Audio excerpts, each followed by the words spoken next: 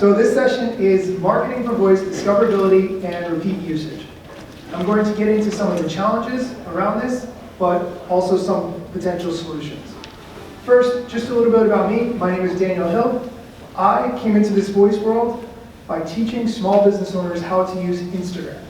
That is what I do. That is what I enjoy doing. And I noticed that there was really nothing about Instagram on the Amazon Echo service, and I could not figure out why that was. I wanted to do something Instagram related, but I knew that Mark Zuckerberg would not give me his permission. So I filled out this napkin, and I signed it Zucks, and I sent it to Amazon, and they did not accept that. So after a lot of back and forth, and Instagram's legal team, I have the Instagram stories, which you can find on Amazon, Google, Spotify, and the rest. So, here's what I want to talk about. We have a cat. He is extremely hungry all the time. When we get home from work, he looks like he has been starved for years and no one has fed him. This sad, pathetic look. You guys can see it, right? Okay, cool. So, how do we make sure that the cat only gets fed one time? If I walk in the door and my wife is not home and I feed the cat, and then I go out, she comes home, sees the cat is hungry again, feeds the cat. The cat now has been fed twice. Perhaps you can relate to this example. So I knew there had to be a solution, and I found a skill to track the cat's eating. This skill is called the cat feeder. How it works is, you walk in, Alexa, has the cat been fed? No, the cat has not been fed. The cat is hungry. Will you feed it? Yes, I will feed it. You feed the cat, and then when my wife comes home, she asks, has the cat been fed? Yes, the cat has been fed. It's a great system, very simple. It accomplishes exactly what we need to prevent our cat from getting any fatter. What happened? The cat continued to get fed twice because I forgot to use the skill. It happened one time that I forgot. My wife fed him a second time. I came home, oh, I already fed him. Well, you didn't use the skill. That's right, I didn't use the skill. Think about that for a second. This skill literally has a visual reminder. It's this fat orange thing right here, and yet I still could not manage to remember that this skill existed. This is the core of the problem, and that's what I'm going to be talking about during this. The issue is really, there's no visual reminder. When you pull out your phone, you have a list of all the apps that you've installed on your phone, and you scroll through it, and you see them, oh, that's right, that does this, and you have an indication. With these devices, there is no visual indication. Yes, there are Echo shows out there that give you some visual, but not a list of all the skills that you've enabled to let you know what you have access to. Now, as I was developing this talk, I actually went to my mother-in-law's house for dinner, and she had the best real-world evidence I can describe of this problem. I sort of thought, it's just me in a bubble that can't remember to invoke skills, to remember the skill that I enabled and make sure that I use it again. But she actually had real-world evidence. Can you see what that is?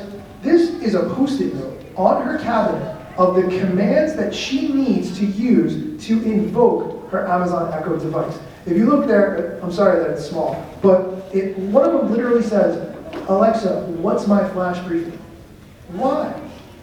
We say that these devices are easy for people who are a little bit older to use, right? It's not all the tapping and typing and swiping. But yet, they're still very hard to remember all these things.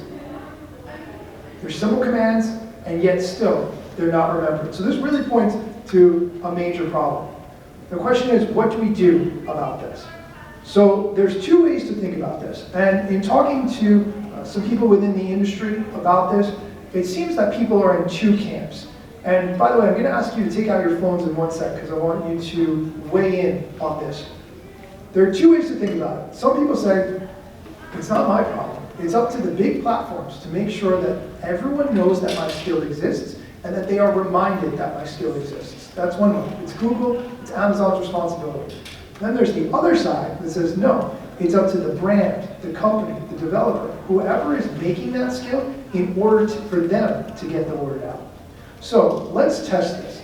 If you can, go to, on your phone, meet.ps/Daniel. That's meet.ps/Daniel. And I think this will work. Let's see.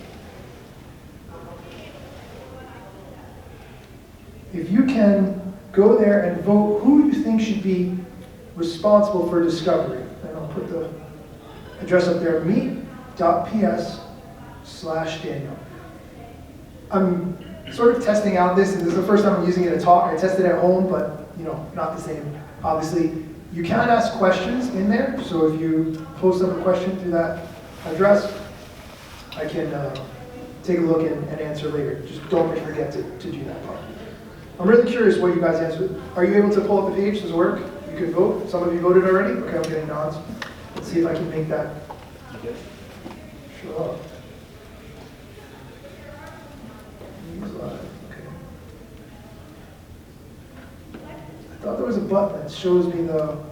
It says 70-30, oh, it's rapidly changing. Oh, now I'm so jealous I can't see it. 58-62 for brand, 36 for Amazon, for platform. Maybe okay, I think it's 14. Oh, there you go. Yeah, oh, 15 okay. responses. You guys can see the results, right? Yeah. Awesome. So, I am of the mindset that it would be great if Amazon and Google stepped up to the plate, but to a certain respect, the brand, company, developer does need to take that responsibility. Again, you can post up questions through there, and then I can answer and discuss them. Okay, so even if you are a big brand, this is actually a problem as well. Who remembers when McDonald's made their skill so that you could apply for a job using Amazon Alexa? This was a huge deal. It was in the news for a few days, and it's a great theory and concept, right? Gets people reminded that the brand exists, lets them know they have a skill to accomplish something. And then what happened? After about 3 days, you didn't hear anything about it again. And I checked, and although it has 156 customer ratings on this skill, 0 customers actually reviewed it. Wouldn't you think one person said, hey, I went through the whole process and I got a job at McDonald's and it worked exactly, and nobody said anything. And no one's talked about it since. So whether you're a small developer or you have all the resources in the world like McDonald's, this discoverability and reminding people that your skill exists is still a problem. So who is doing it right? I want to talk about Volley. Volley makes some of my favorite skills in the Amazon store, specifically Song Quiz. Are you guys at all familiar with Song Quiz? No? Okay. Oh, okay. It's a game. You play it with multiple people, or you can play with people who are in other parts of the world. It matches you up with a partner, and it plays a short clip of a song, and you have to say the artist name, and the song name, and you get points. Right? They also have other skills to do that, different things. But they've really grown an ecosystem of skills that people are actively engaged with. So I wanted to get from them, what is the secret? What is the thing that you do? Coming from a social media background, we always focus on the niches. We say niche down as much as possible. Interestingly, Volley did not say that. They said actually to go as wide as possible. And this was really an interesting concept to me. Why? The people who are using smart speakers are already a niche audience. The people with smart speakers are already the niche. So, you want to make your skill, whatever it is, as widely appealing to as many people as possible who are using these smart speakers. Now, Volley does have Song Quiz that's just for country music, or Song Quiz that's just for some other demographic. But the wide range Song Quiz that appeals to as many people as possible, that's what has had the most impact for them. When you are building your skill, we're always tempted to make something that can do a lot of things. But if the idea resonates in just one sentence, people can describe it to other people very well. Think about Song Quiz. I said it's a game that you can play by yourself or with other people, and it lets you pick song categories and then guess the answers. That's one sentence, and I described the skill. So the more simple the idea is, the better. And then it must be universally acceptable. It must appeal to as many people as possible. So how do you get people to come back to your skill? This is a real problem, especially based on what I described before in our situation. You have to make your skill so good that people can't help but tell their friends about it. When they go to someone else's house, they say, Alexa, open this. Alexa, do that. Okay, Google, do this. because it is such a part of their daily lives that they want it to be part of your life and to show you how great it is. If it involves complicated setup or a lot of rules and things that they have to understand first, it's really hard to get somebody else involved in that. Then you have to give a reason for them to come back, whether it's a game that engages them by new challenges or puzzles or something else. Every day or whenever you change something, there has to be a reason for them to keep coming back to that app over and over. And the last part is to grow some kind of ecosystem or alliance. Now it's hard when you're thinking, oh, I'm only one person, right? Or I'm just a small company. I'm just focused on doing what I'm doing. But if you can find other people to partner with in the industry, someone else who's not doing the same thing, but maybe something that can kind of cross-promote, now you're building an ecosystem to help people remember that you exist by tying what you're doing in with what other people are doing, right? And it helps to connect those concepts and keep them in people's minds. By the way, am I going too fast, too slow? It's okay? All right, thank you guys, appreciate that. All right, so now I'm going to go through some ways that you can remind people that your skill exists.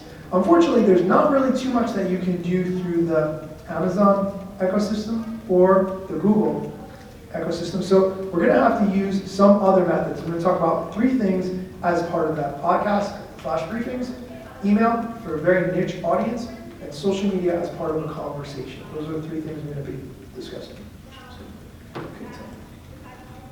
All right, so how many people say to their devices in the morning, okay, Google, Alexa, tell me the news? How many people do that? Okay, some of you are. This is a hugely powerful thing. People can subscribe to the news outlets that they want to receive information from, and this becomes part of their day. So when you say to your device, Alexa, tell me the news, you can hear news from Wall Street Journal, BBC, NPR, whoever you select.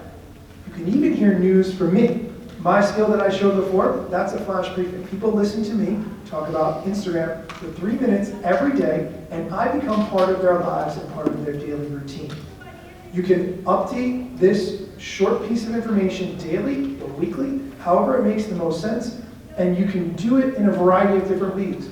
You could share information that you know from your personal expertise.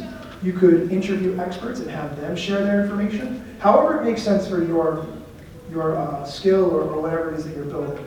So for an example, if I had a cat and I enabled that cat skill, and every day I heard from you one cat fact about cats that pet owners should do or should know or be aware of, you bet I would remember that that skill exists, because at the end of it you would say, and don't forget to use our skill, have you fed the cat, to make sure that your cat is eating properly, right? So using this to contact or stay on top of people's minds multiple times throughout the day in a variety of different ways, reminding them that you exist. I want to talk for the next one. This is about email marketing, and this is Voice Brew. How many people are familiar with Voice Brew? Anyone get their emails? Okay. Voice Brew is run by my friend Catherine Prescott. She's doing another session at the moment, so that's why she's not here. But she has a daily email newsletter to help you get more out of the Alexa service. It is very simple. It is designed not for technical people, but for people who would like to know all the things that they can do with their devices that they didn't realize was possible. I'm giving this as an example because she's built up an email list of 50,000 subscribers with a 25% open rate, which is unheard of in the marketing industry today. Unheard of. People are excited to get her emails to understand just one more thing that they can do with their Amazon devices that they've bought. Do you think they would remember that she exists because they get this email every day? You bet. She's even taken that one step farther. Oh, okay, sorry. This is an example of the email. I should have talked about that more. So she gives some basics and then more advanced things that you can do beyond the weather and the music that people are most used to. She actually gives good insights and tips by breaking it down, things that people can do very, very simply. But she's actually taken that a step further. To help people remember that she exists, she has used flash briefings the exact same way. So that daily email that she sends out, they might have 3 tips that you didn't know about your Amazon device.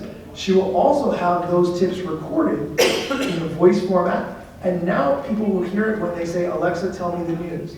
they're definitely going to remember that she exists. And they're now consuming that information in different ways. So if they missed the email, but they heard the flash briefing, they're still getting that information in. Imagine if you did that with cats, right? I definitely would not forget to use your skill if it came at me in a variety of ways, like Catherine is doing. The next thing I want to talk about is using social media conversations to remind people that your skill exists and what you're doing.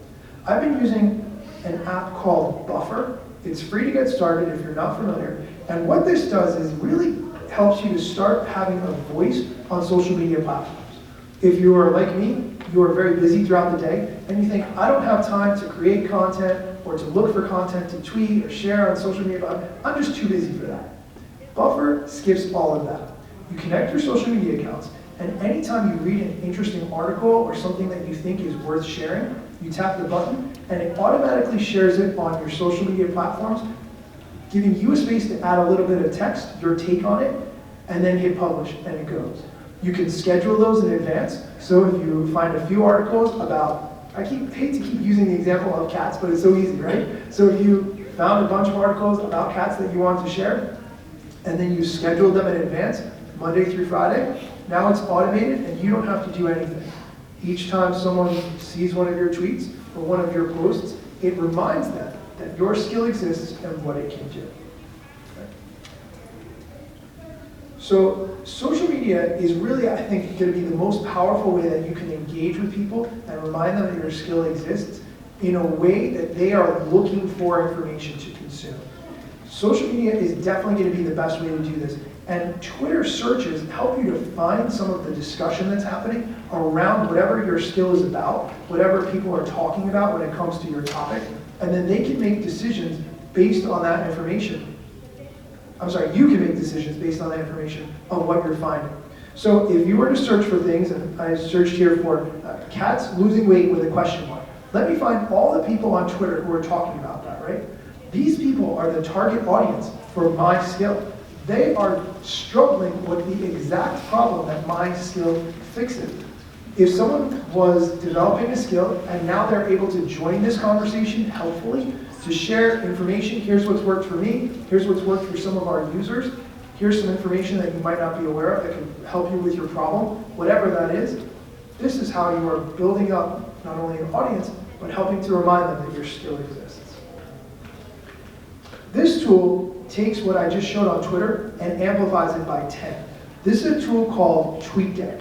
And what this lets you do is track conversations that are happening on social media in columns. So you can see at a glance what's going on. You can set up different criteria. You can search by location within a particular radius. So say you want to search within 10 miles of the center of Chattanooga and see who's talking about something that your skill relates to. You can set up all those search criteria, and then you can keep track of those and join those conversations helpfully, providing your insight in a one-on-one basis. Is it time consuming? Yes, it is. But this takes advantage of an audience that wants whatever your skill does, provided you find them, right? Use the search criteria in order to do that. Is it super small, or can you guys see some of that text? Okay. The next thing I want to talk about is using Facebook groups to build communities for the users of your skills. This is one that takes a little bit of effort, but will give you the chance to grow your audience and your community so quickly. People want to engage with other like-minded people who are interested in that same topic that they are. I did this for my skill. I said, if you would like to discuss this article or this topic in greater depth with other people who are listening to this every day, go to facebook.com/groups, and I gave the address. I'm up to about 35 people in the group. It's pretty recent that I've started this, but some of the conversations that are happening there are really interesting because these are people who are listening day in and day out. These are the real users giving the actual feedback. These are like your power users, right? The people who most like what you do. So you can solicit their feedback directly, ask them how is it going, and you can see from their interactions with other people how things are going and what they think of what it is that you're doing. However, you as the admin can steer that conversation and direct it accordingly. you get that chance as the moderator, because that's where you're controlling the discussions. That's kind of one of the things, right? The smart speakers, it's a one-way conversation. They're asking, they're getting the information, but here's your chance to have a back and forth interaction that's going to be a lot more engaging for them. The last thing I want to talk about when it comes to social media is using targeted ads. Now this is a really interesting way to look at it because there are costs involved, but you can target ads directly through social. This is one that targeted me. Hopefully this plays. Hold on. Do you guys hear it or no?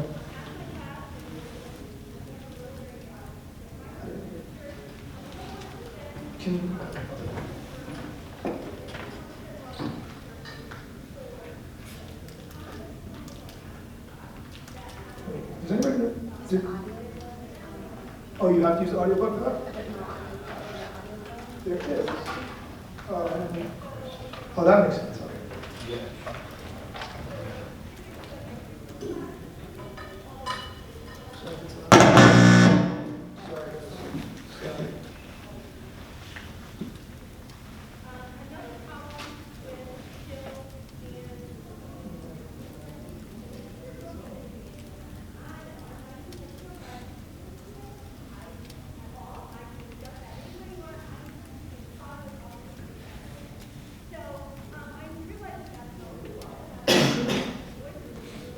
Alexa, I need a haircut. Oh, open salon. Hi, how can I help? You say I need a haircut. I need a haircut. Okay, so I picked that one for a specific reason. I was targeted with that ad. I could tell I was targeted. I probably liked Amazon Alexa on Facebook, and they said, okay, here's a user of Amazon Alexa, make sure he sees this ad. If you have a particular skill you would like to market it, you can use Facebook ads through Instagram the exact same way, whether you have them on Facebook or Instagram. There are some costs there, but that's a really good way to make sure that you're reaching a target audience and they see demonstrated exactly how your skill works in just a short amount of time. That ad, I think, was 8 seconds. And you know exactly what to do and how to use the skill in that very short amount of time. So the last thing I want to talk about is where do you get this content for social media? If you're going to share it, if you're going to email it out, whatever you decide to do, how are you going to get that information? I do this by using Google Alerts. If you're not familiar, you go to alerts.google.com.